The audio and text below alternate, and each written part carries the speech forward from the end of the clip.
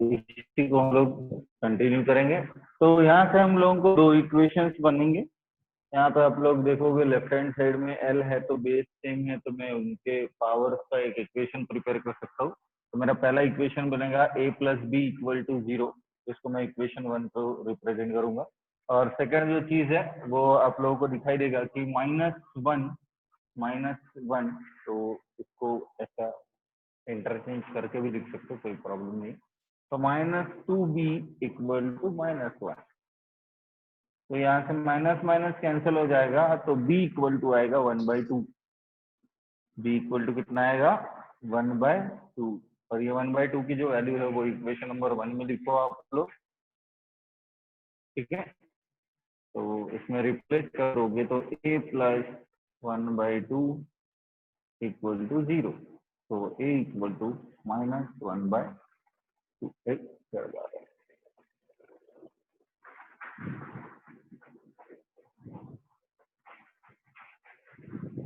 यहाँ एक थोड़ा सा प्रॉब्लम हो गया, यहाँ -1 नहीं है, वो +1 है, ठीक है, +1 है। तो यहाँ पे -1 नहीं आएगा, वो +1 आएगा। तो +1 आने की वजह से b का पावर हो जाएगा -1/2, और यहाँ पे हो जाएगा +1/2, ठीक है। तो a का पावर कितना है +1/2, और b का पावर कितना है -1/2। और ये चीज आपको पता होनी चाहिए कि किसी चीज का अगर पावर 1/2 होता है तो इसको हम लोग, अगर -1 है तो इसको 1/√, में लिखते हैं, और +1 है तो इसको हम लोग √, में लिखते हैं। इसका मतलब है कि जो टाइम पीरियड है हमारा, it is directly proportional to √L, and it is inversely proportional to √G, ठीक है। या फिर आप लोग in terms of half quantity अगर लिखना है तो L to the power +12 and G to the power -12 से लिख सकते हैं, ठीक है। कॉपी कर लो।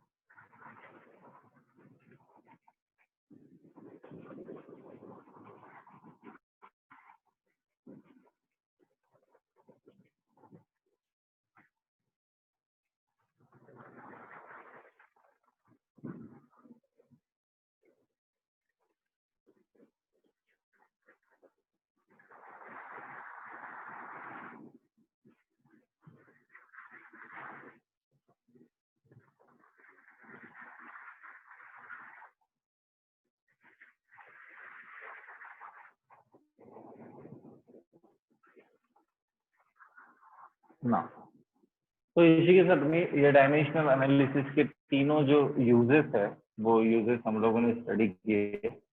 नाउ अभी हम लोग देखेंगे what is the characteristic properties of dimensional analysis. तो नेक्स्ट,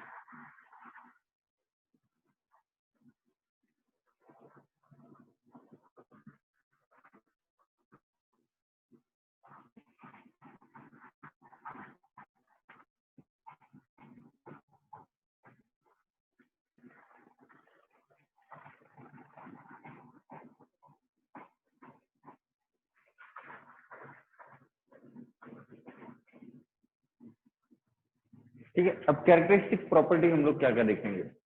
तो कैरेक्टरिस्टिक प्रॉपर्टी हम लोगों को डिफाइन होती है दी यूनिवर्सली एक्सेप्टेड फिजिकल इक्वेशन, दी यूनिवर्सली accepted equation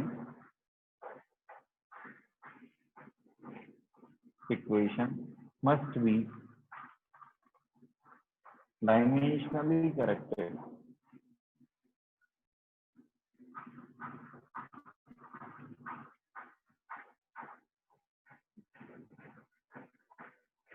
ठीक है। ये पहला पॉइंट क्या लिखा है कि the universally accepted equation must be dimensionally corrected। Second, but every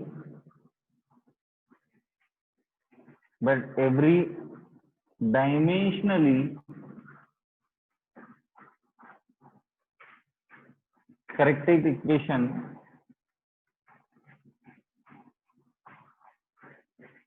is not having a physical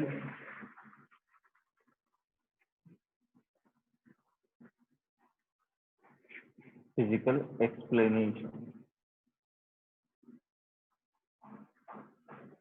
तो यहाँ जो डायमेंशनल एनालिसिस है वो हमारा फेल होता है कि अगर कोई डायमेंशनली अगर करेक्टेड इक्वेशंस हो गए तो उसको हम लोग किसी एक फिजिकल एक्सप्लेनेशन क्यों नहीं दे सकते, है ना। तो थर्ड चीज है, कोई भी एक फिजिकल इक्वेशन में Y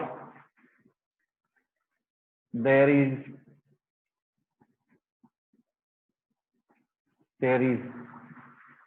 trigonometry,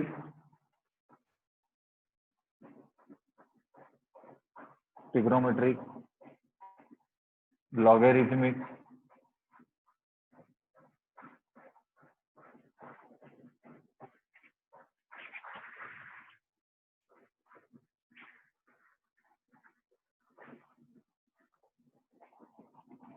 and exponential function. Why there is a trigonometric, logarithmic, exponential functions include in a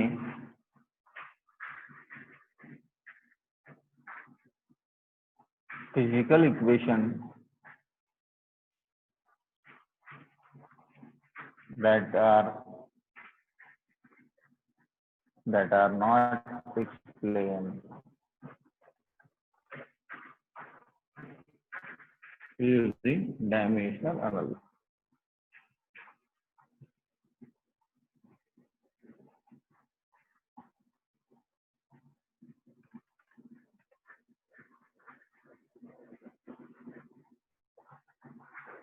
चौथा पॉइंट है कि why there will be appearing a constant function, जैसे हम लोग कहते हैं कि why there will be the constant term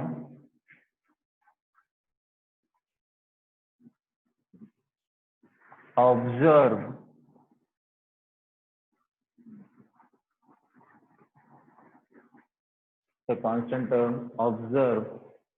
in a physical equation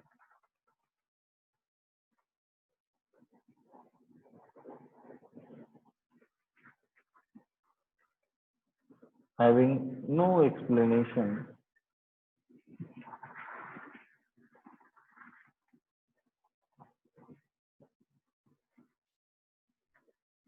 in dimensional analysis.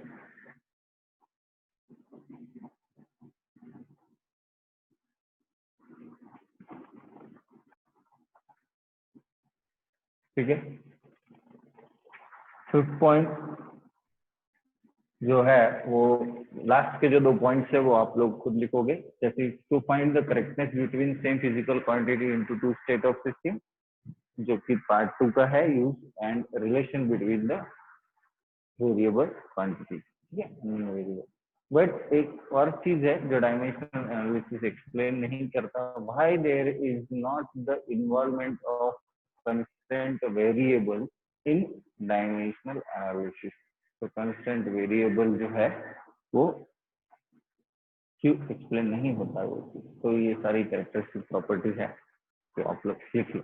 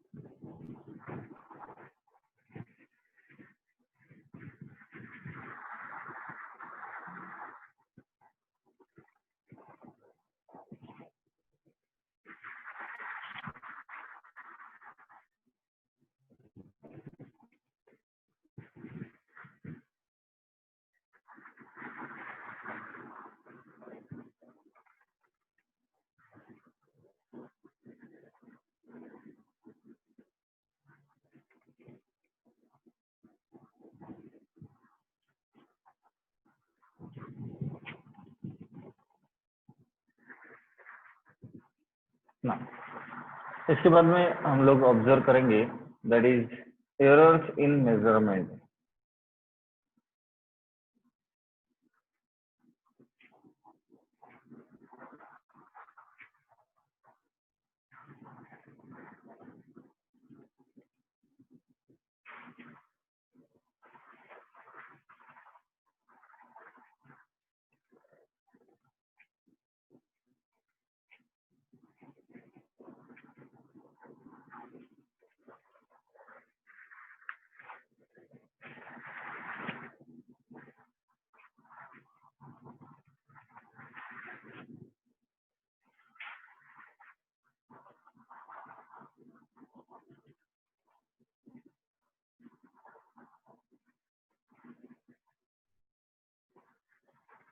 Error in measurement, देखो एरर्स कई तरीके के होते हैं, ठीक है, और मेजरमेंट करते समय में एरर्स हम लोगों को कई तरीके से ऑब्जर्व भी होंगे। अब जैसे हम लोगों को पता है कि अगर हम लोग पर्टिकुलरली अगर देखा जाए तो हम लोग कभी एक्सपेरिमेंटल सेटअप लेते हैं, या फिर हम लोग कभी कभी जैसे देखते हैं हम लोग टेक्निक कुछ इस्तेमाल करते हैं किसी चीज को, किसी क्वांटिटी को डिफाइन करने के लिए, है ना। तो टेक्निकली या फिर एक्सपेरिमेंटली, या हो सकता है कुछ रैंडम प्रोसीजर की वजह से, या फिर ऐसे ही कुछ आर्बिट्री चीजों की वजह से जो एरर्स आते हैं उनको हम लोग कहते हैं कि that is nothing but the errors that is appearing in the measurement. जैसे सिंपल सी चीजें अगर आप लोग देखते हो एग्जांपल के तौर पर, अगर स्केल का कॉर्नर अगर टूटा हुआ है, आप लोग जो भी प्लास्टिक की स्केल आप लोग इस्तेमाल करते हो या फिर कोई दूसरा मटेरियल अगर इस्तेमाल कर रहा होगा तो उसका अगर कॉर्नर अगर प्रॉपरली 0 मार्क की पोजीशन पे अगर नहीं है, तो हम लोग जो भी लाइन ड्रॉ करेंगे वो एग्जैक्ट कितने सेंटीमीटर की ड्रॉ की है वो हम लोग हमारे लाइन एलिमेंट से नहीं बोल सकते हैं उसको, है ना, हम लोग उसको एक्सप्लेन नहीं कर। सेकंड चीज होती है कि समझो हम लोग अगर समर टाइम के समय में अगर कोई एक्सपेरिमेंट अगर परफॉर्म कर रहे हैं, और हम लोग विंटर टाइम के समय में अगर कोई एक्सपेरिमेंट अगर परफॉर्म कर रहे हैं, तो डेफिनेटली दोनों समय में वेदर जो होता है वो अलग अलग होता है, तो जिसकी वजह से आप लोगों को ऑब्जर्व होता है कि दैट इज द कि हम लोग इसको बोलेंगे कि ये जो है वो आप लोगों को एक सराउंडिंग के टेम्परेचर की वजह से जो एरर्स है वो मेजरमेंट की रीडिंग में हम लोगों को आ रहे हैं, है ना। तो इस तरीके से कभी भी कैसा होता है कि कुछ एक्सपेरिमेंटल यानी कुछ पर्टिकुलर इंस्ट्रूमेंट को सेट करने के कुछ तरीके होते हैं, है ना। जैसे हम लोगों को अगर प्रॉपरली इंटेंसिटी भी कैलकुलेट करनी है या इंटरफेरेंस भी प्रिपेयर करना है, तो हम लोगों ने किस तरीके से एक सिंगल स्लिट को, या फिर हम लोग एक पर्टिकुलरली एंगल बनाएंगे, एयर गैप बनाएंगे, फ्रिंजेस बनाएंगे, ये सब चीजें जो हम लोग ऑब्जर्व करते हैं उसमें एक्सपेरिमेंटल टेक्निक बहुत इंपॉर्टेंट रोल प्ले करती है। अगर आपकी एक्सपेरिमेंटल टेक्निक प्रॉपर नहीं है तो आप उस चीज से मेजरमेंट में डेफिनेटली हर बार क्या अपीयर पाओगे, हर बार आप लोग ये चीज ऑब्जर्व करोगे कि हमेशा आपके मेजरमेंट में कुछ ना कुछ तो भी डिफॉल्ट आ रहा है ना। तो जैसे समझो किसी एक्सपेरिमेंट यानी किसी एक आधे इंस्ट्रूमेंट का अगर रिजॉल्विंग पावर अगर प्रॉपर नहीं है ना, रिजॉल्विंग पावर अगर नहीं है तो हम चीजों को प्रॉपरली फोकस नहीं कर पाएंगे, है ना, हम चीजों को अच्छी तरीके से ऑब्जर्व नहीं कर पाएंगे। किसी अगर इंस्ट्रूमेंट का अगर समझो लीस्ट काउंट जो है वो प्रॉपरली अगर मैच नहीं होता है 0 मार्क से, तो डेफिनेटली हर बार कभी कभी ऐसा हो जाता है। जैसे हम लोगों ने अब अगर आप लोग सिंपल सा अगर एग्जांपल अगर समझने की कोशिश करते हो तो, कि अगर हमारे घर पे जो टैप वाटर के जो नल्स होते हैं जिसमें हम लोग गोल गोल घुमाते हैं, उसको चालू करते हैं, बंद करते हैं, और आप लोगों को एक समय ऐसा आता है कि रोज चालू करना और बंद करने की वजह से उसमें से थोड़ा थोड़ा वाटर जो होता है वो लीक होना स्टार्ट हो जाता है। इसका मतलब क्या होता है कि उसकी जो थ्रेडिंग है वो थ्रेडिंग क्या हो चुकी है, वो थ्रेडिंग आप लोगों की मिट चुकी है, और जिसकी वजह से क्या हो गया उसमें एक पर्टिकुलरली लीकेज क्रिएट हो गया है। और अब जो वो स्टोर करके रखता था वो पानी को नीचे नहीं गिरने देता था, अब वो चीजें पॉसिबल नहीं है। इसका मतलब क्या है कि लॉस ऑफ कंटिन्यूअस वाटर आप लोगों को ऑब्जर्व होगा। तो ये जो एरर्स होते हैं इन्हीं को कहा जाता है एरर। यानी हर बार हर एक चीज हम लोग करने की कोशिश कर रहे हैं, लेकिन कुछ ना कुछ चीजों की वजह से आप लोग के एरर्स इन मेजरमेंट जो चीजें होती है वो आते हैं। ठीक है, तो इसी सिस्टम के ऊपर से हम लोग एरर्स लिखेंगे, एरर इन मेजरमेंट। तो एरर इन मेजरमेंट में सबसे पहले आप लोगों को मिलेगा एक्सपेरिमेंटल एरर।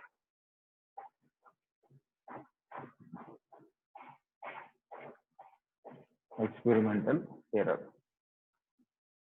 एक्सपेरिमेंटल एरर में हम लोग क्या देखते हैं, that is during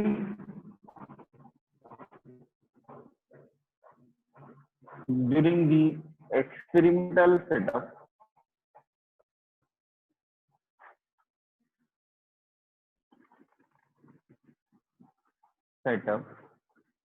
procedure must be correct.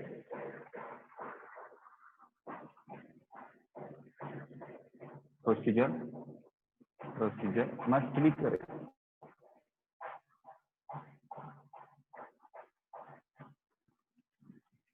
Unless technical errors are observed.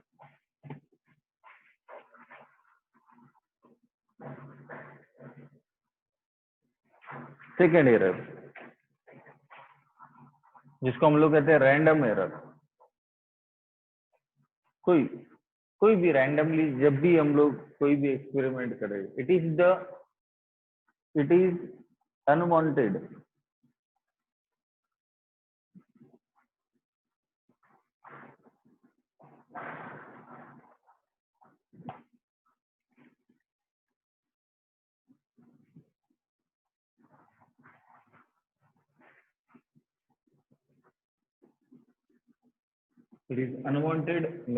it is unwanted error appear in the measurement. Third, surrounding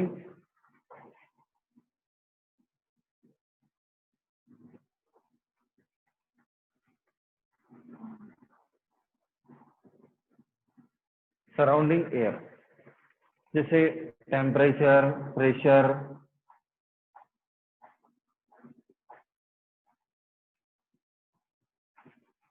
etcetera, इनमें चेंज होना, temperature, pressure, etcetera changes, change the value of measurement.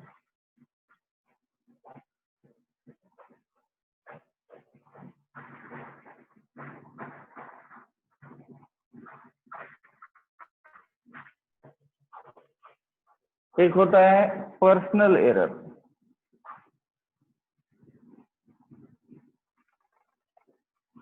ये personal error हमारे खुद के लिए है कि जब भी हम लोग कभी कभी, जैसे आप लोग देखते हो सिंपल सिंपल केमिकल रिएक्शंस वगैरह देखोगे आप लोग में भी हो सकता है, आप लोगों को डाइल्यूट करने के लिए पहले वाटर लेना है, बाद में आप लोग सल्फ्यूरिक एसिड डालोगे कॉन्सेंट्रेटेड, और उसके बाद में वो डाइल्यूटेड हो जाएगा। तो कभी कभी तो आप लोगों को कम इफर्वेंसेस जो होते हैं वो या वेपर्स जो होते हैं वो आप लोगों को गिवन आउट होते हैं। अगर आप लोग पहले अगर समझो कोई एसिड वगैरह लेते और बाद में उसमें अगर वाटर डालते तो डेफिनेटली हम लोगों को कुछ ना कुछ तो भी लॉस ऑफ स्टीम वगैरह दिखाई देता। तो ये सब चीजें जो होती है ना पर्सनल एरर है। हम लोग जैसे ही कोई भी एक एक्सपेरिमेंटल टेक्निक करेंगे, इंस्ट्रूमेंट लगाएंगे, तो समझो कभी कभी ऐसा होता है कि हम लोग मेजरमेंट लेते समय में कुछ मेजरमेंट हमारी आंखों के सामने से स्किप हो जाते हैं, हम लोग प्रॉपरली उन चीजों के ऊपर में, जिसको हम लोग ऐसा बोलते हैं कि एक समय पे इंसान दो जगह पे फोकस नहीं कर सकता। तो कुछ उसी तरीके के एरर्स जो होते हैं वो आप लोगों को पर्सनल एरर में आएंगे। Me personal error appear due to individual person.